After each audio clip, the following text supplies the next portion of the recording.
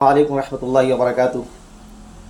وقف کا مسئلہ کافی اہم مسئلہ ہے اور کافی حساس بھی ہے یہ۔ مجھ سے تو ساتھیوں نے پچھلے ہفتہ ہی کہا تھا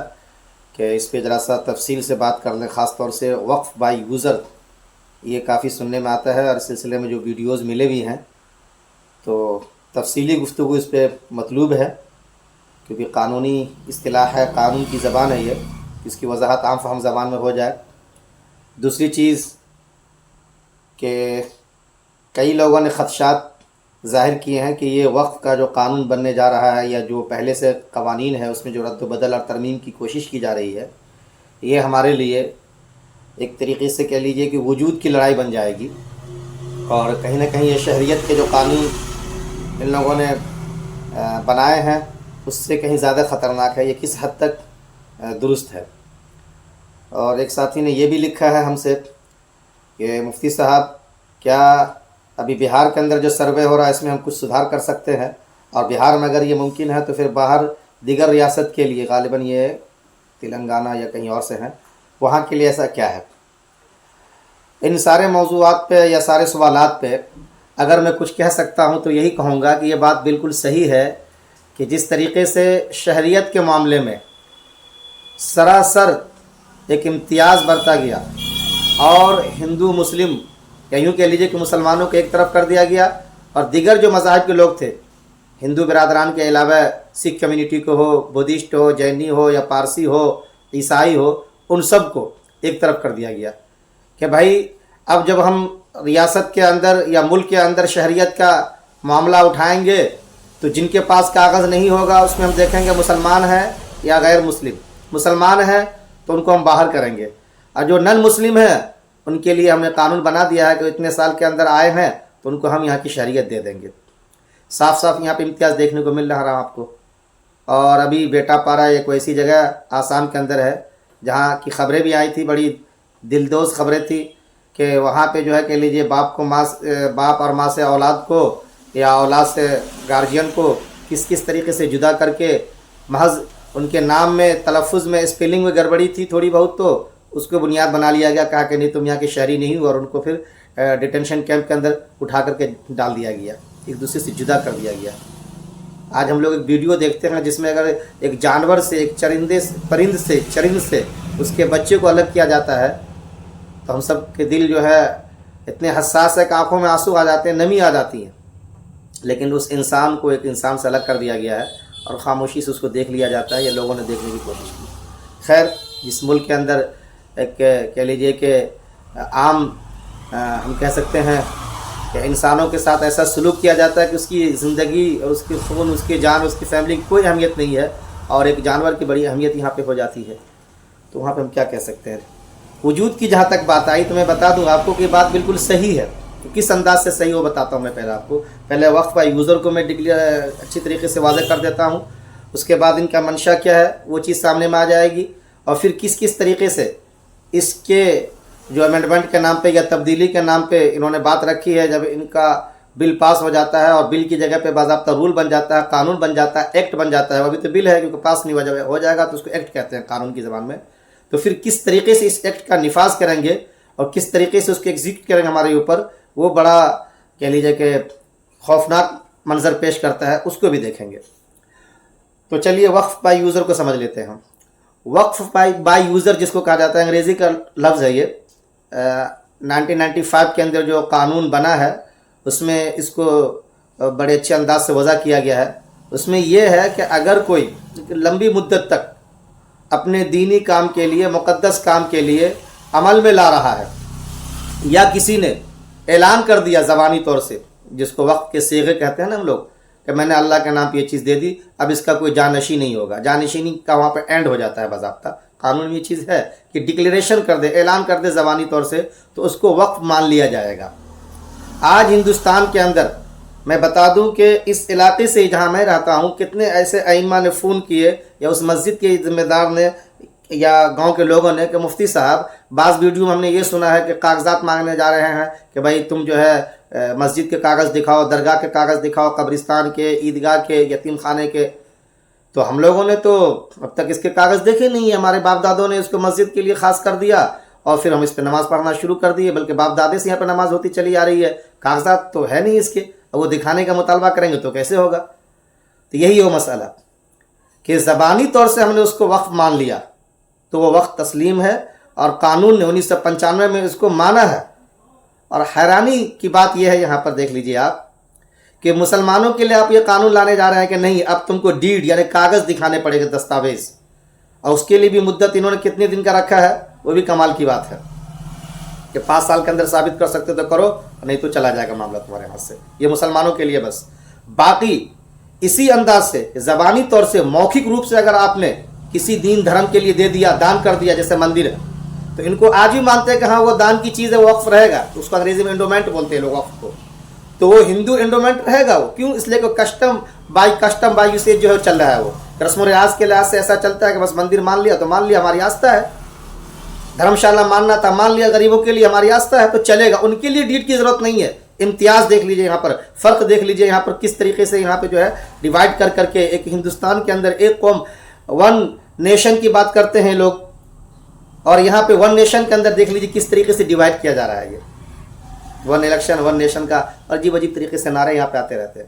کہ ہندو اگر کرے گا، سکھ اگر کرے گا تو ان کے لیے ہے بائی کسٹم بائی یوسیج، کہ بھائی ٹھیک ہے، زبانی طور سے کہہ دیا آپ نے، مان لیا، لوگوں نے اس کو اپنے طور سے لے لیا تو مانا جائے گا۔ لیکن مسلمان کے لیے اب قانون بننے جا رہا ہے، یہ جو ابھی قانون لانا چاہ رہے ہیں، یہ جس پہ اتنا ہنگامہ ہوا، جی پی سی کی میٹنگ رکھ دی گئی، کانفرنس کے اندر باضابطہ لوگوں سے رائے لی گئی، اس پہ اتنے سارے ای میل بھیجے گئے۔ اب تو 5 ریاست کے اندر باضابطہ جی پی سی کی میٹنگ ہونے جا رہی ہے، اس کے ممبران جو ہے وہ مہاراشٹرا ہو یا آندھرا تلنگانہ ہو یا پھر کلی بنگلورو ہو، اور بھی جہاں جہاں پہ ہے ان کا آج کے اخبار کے اندر نیوز آپ نے دیکھی ہوں گی، اس میں یہ ساری باتیں آئی ہیں کہ وہ لوگ جائیں گے، مزید رائے لیں گے اسٹیک ہولڈر سے، وہاں کے ماہرین سے، وقف بورڈ کے ممبران سے، اور پھر وہ کسی نتیجے تک پہنچیں گے اور پارلیمنٹ والوں کو سپرد کریں گے۔ پارلیمنٹ کے اندر کیا ہے، وزیر داخلہ نے تو اپنی بات ظاہر کر دی، اس کی کیا منشا کیا عزم ہے، وہ بیچارے جو ہے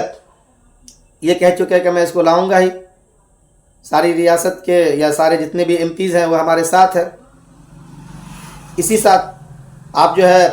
جہاں جہاں پہ کوششیں چل رہی تھی کہ بھائی یہ نائیڈو جی ہے، نتیش جی ہیں، یہ لوگ ہمارا ساتھ دے دیں گے، اس بات کو صحیح طریقے سے سمجھائیں گے، تو ہو سکتا ہے کہ یہ قانون نہ بن سکے۔ ان کی طرف سے باتیں آنے لگی ہے کہ بھائی ہم کیا کر سکتے ہیں، ہمارے ایم پیز، جیسے کہ چراغ پاسوان کے حوالے سے بات آئی ہے کہ ہمارے ایم پیز کو لوگ توڑنے کی کوشش کریں گے یا وہ بکھر جائیں گے، تو ہم کیا کر سکتے ہیں۔ یہ ساری باتیں آ رہی، جس سے اندازہ لگتا ہے کہ ان لوگوں کا جو ارادہ ہے، جو منشا ہے شہریت کی طرح سے، کہ بالکل الگ الگ کر کے ہم ان کے لیے الگ لائیں گے، باقی دنیا کے لیے جو سہولت رہنے دی جائے گی وہ رعایت ان کو ملے گی، ان کو نہیں دینی ہمیں۔ تو وقف کے اوپر یہی معاملہ آ چکا ہے۔ تو جب یہ قانون بن جائے گا کہ نہیں اب آپ کو ڈیٹ دکھانی پڑے گی، تو بتائیے وہ بستیاں، وہ گاؤں جہاں پہ قبرستان برسوں سے لوگ طے کر لے کہ بھائی یہ جگہ کو ہم لوگ اپنے مردہ کو دفنائیں گے، یہاں پر قبرستان مان لیے، گاؤں کے ایک ایریے میں طے کر لے کہ بھائی یہ عیدگاہ ہے، یہاں پہ ہم لوگ نماز پڑھیں گے، عیدگاہ مان لیا انہوں نے، کہیں پہ یتیم خانہ بنا دیا، غریب کے بچوں کے پڑھائی لکھائی کا نظم وغیرہ کر کے وہ لوگ کھائیں گے پیئیں گے پڑھیں گے، مسجدیں بنا لی ان لوگوں نے، مدرسے بنا لیے۔ اب جب ان سے کہیں گے کہ کاغذ لاؤ، حضرت مولانا خالد سیف اللہ رحمانی صاحب کی بات یاد آتی، انہوں نے بڑی اچھی بات کہی تھی کہ پھر تو آپ جامع مسجد دلی کے ابھی ہم سے کاغذ مانگیں گے، وہ 500 سال پرانا کاغذ کون آپ کو لا کے دے گا، اور پھر آپ کہیں گے نہیں لا پا رہے ہیں، تو اس کا مطلب ہے کہ یہ چیز وقف کی نہیں ہے۔ اور یہ کیسے ہوگا وہ بھی سن لیجیے آپ۔ اب تک یہ تھا باضابطہ کہ بائی یوزر، یعنی کہ زبانی آپ نے کہہ دیا، اس کو مان لیا اور اس پہ کام شروع ہو گیا نماز کا یا قبرستان وغیرہ کا، اور مدت سے آپ یہ کام کرتے چلے آ رہے ہیں۔ تو 1995 کا قانون یہ تھا کہ ٹھیک ہے، اس کو وقف مانا جائے گا، اور اس کی دیکھ ریکھ کے لیے باضابطہ بورڈ ہوگی، اس کے ممبران ہوں گے، سروے کرنے کے لیے باضابطہ ایک آفیسر، سروے آفیسر، یہ طے کیا جائے گا کہیں پہ اگر انکریچمنٹ ہے یا کسی نے قبضہ دخل کر لیا ناجائز، تو بورڈ اس کو واگزار کرے گی، اس کو وہاں سے قبضہ دخل ہٹائے گی، اس کے فیصلے کرنے کے لیے جہاں پہ چیلنج کیا جائے ٹریبیونل رکھا گیا تھا، وہ سارا کچھ دیکھے گی۔ یہ سارے قوانین تھے دیکھ ریکھ کے لیے۔ اب کیا کرنے جا رہے ہیں یہ لوگ، اب کوئی وقت سروے کرنے والے آفیسر نہیں ہوں گے، کوئی ٹریبیونل نہیں ہوگا، بورڈ کے لیے انہوں نے شرط لگا دی کہ فلاں فلاں ادھیکاری جو ریٹائر ہوں گے وہی ہوں گے۔ اب تک یہ تھا کہ اس کے چیئرمین مسلمان رکھے جائیں گے، ممبران مسلمان ہی ہوں گے، جیسے کہ میں نے ابھی کہا نا کہ یہ رعایت، یہ سہولت اور مذاہب والوں کے لیے ہے۔ اگر ان کا ہندو انڈومنٹ ہے، ہندو وقف ہے اگر، تو وہ ایکٹ ویسا رہے گا کہ اس کی دیکھ ریکھ ہندو لوگ ہی کریں گے، سکھ کا سکھ ہی کریں گے۔ لیکن مسلمان میں کیا جا رہا ہے کہ نہیں، یہ مسلمان کوئی شرط ایسی نہیں رہے گی، ٹھیک ہے نا۔ ایک تو ڈیڈ والی بات لا رہے ہیں، دوسرے مسلمان ہونے کی شرط نہیں رکھی جائے گی۔ البتہ یہ ضرور ہوگا کہ 2 ہندو ہر حال میں ممبران کے طور پہ اس کے اندر رہیں گے۔ دیکھ لیجئے یہ کیوں ताकि ये अच्छी तरीके से कभी कुछ कर रहे हो तो इन्हीं को खड़ा कर दिया जाए और ये मुद्दई बन करके जाए अदालत में और आपका नाक दम कर दे। फिर मंशा तो यही हो सकता है इनका ना। और भी बहुत सारी चीज़ें हो सकती है जो बड़े बड़े माहिरीन जिस पे सवाल उठा रहे हैं। बहरहाल आप उनको सुने पढ़ें, बहुत से मज़ामीन भी सामने में आ चुके हैं। तो अलगरज हिंदुओं के लिए ये रियायत है कि उसकी देख रेख वो लोग करेंगे, लेकिन यहाँ पे क्या है कि नहीं, चेयरमैन जो होगा वो फला सलाहियत का होना चाहिए। सलाहियत जैसी रख दी गई है चीफ सेक्रेटरी के हवाले से कि मुसलमान उस ओहदे तक जा ही नहीं पाएगा, जा ही नहीं पाता है, बल्कि बहुत कम ही को जाते हैं। तो अब कोई भी हो सकता है मेम्बरान, जिसमें दो हर हाल में तो हिंदू बेचारे होंगे ही होंगे। चेयरमैन की सलाहियत जो तय कर दी गई वो होगी। उसके बाद अफसरान जो सर्वे वाले होते थे उसकी जगह पे अब क्या कर दिया गया कि कलेक्टर ये देखेगा। ट्रिब्यूनल जो तय किए जाते थे जिसमें अफराद तय होते थे कि भाई एक अदालत लगा करके इसकी देख रेख कीजिए, सुनिए, हेयरिंग कीजिए, समाप्त कीजिए किसका क्या मामला है, उसकी जगह पे भी रख दिया गया कलेक्टर ही को, तो सब कुछ अब यही कर लेंगे। और आप जानते हैं कलेक्टर जो होता है ना, ये सिलेक्शन बेस्ड पे होते हैं पोस्टेड, यानी कि इनका इंतखाब किया जाता है सरकार की तरफ से, इनको भेजा जाता है, तय किया जाता है। ये इलेक्शन बेस्ड पे नहीं होते कि फला फला आदमी को बोर्ड वाले जो इलेक्शन दे करके तय कर लें। वो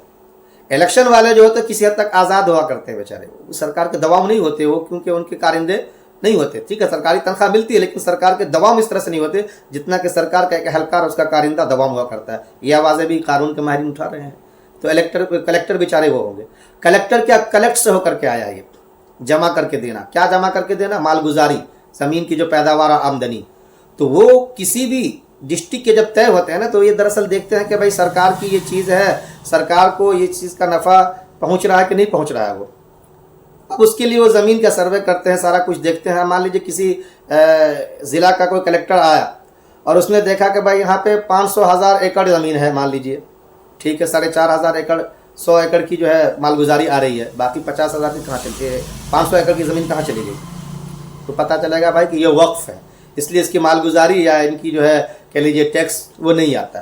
तो अब कहेंगे भाई आप लोग अपने अपने सबूत दिखाओ को वाकई ये मालगुजारी से मुस्तस्ना जो करार दिया गया है वक्फ के तहत में वो है कि नहीं। तो सबूत के लिए वो डीड मांगेंगे, कागज़ मांगेंगे। जो अच्छे खासे लोगों ने ज़बानी तौर से ही वक्फ हो जाता है इस्लाम के अंदर, उसके ऊपर भरोसा करके रह गए। और ये भरोसा अभी भी हिंदुओं में चल रहा, सिखों में चल रहा है, दीगर धर्म वालों में चल रहा है कि बाई कस्टम बाई यूसेज, जो उनका रस्म रिवाज है उसमें है कि ज़बानी कर दो तो हो जाएगा, उनके यहाँ पे है चल जाएगा। लेकिन हमारे लिए ये फंदा तैयार किया जा रहा है कि नहीं, अब कागज़ ला के देना पड़ेगा आपको। कागज़ ला के नहीं देते हैं तो मौका देंगे आपको कितने, 5 साल का।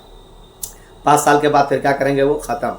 अब वो चाहे मस्जिद हो, मदरसा हो, ईदगाह हो, कब्रिस्तान हो, यतीम खाना हो, दरगाह हो, मज़ारात हो, उसके अहाते हो, नहीं दिखा पाते आप तो याद रखें वो चीज़ें सरकार की तहवील में जाएंगी और सरकार फिर वो जिसको चाहे लीज पे दे दे ताकि उससे पैसा उसको आ सके, उससे इनकम जनरेट हो। जाहिर सी बात है सरकार का काम तो यही है, अब वो उसमें आज़ाद है। अब अगर किसी और ने कब्जा कर रखा होगा सरकार उसके फेवर में होगी तो कह देगी भाई ठीक है, एक कानून हो सकता है ऐसा ही बना दिया जाए बाद में कि फला फला के लिए अगर है कब्जा तो चलेगा, फला फला का तो इनको वहाँ से हटाया जाए। लिहाजा आज भी दरगाहों के आसपास में बहुत से मुसलमान बेचारे कमज़ोर गरीब जिनको बसा दिया था वक्त के ऊपर, क्योंकि वो वक्त वाला औलाद था, औलाद का सिलसिला ख़त्म हो गया था, गरीबों के लिए आ गया, उनको हटाया जाएगा, बुलडोज़र फिर से चलाया जाएगा इनके ऊपर। याद रखिए ये माहौल तैयार किया जा रहा है। इसलिए कहा गया है कि वक्फ बाय यूज़र को जब समझ लेंगे आप ना तो फिर समझ में आएगा कि आपकी वजूद का मसला कैसे है ये और कितना ख़तरनाक बनने जा रहा है ये हमारे और आपके लिए।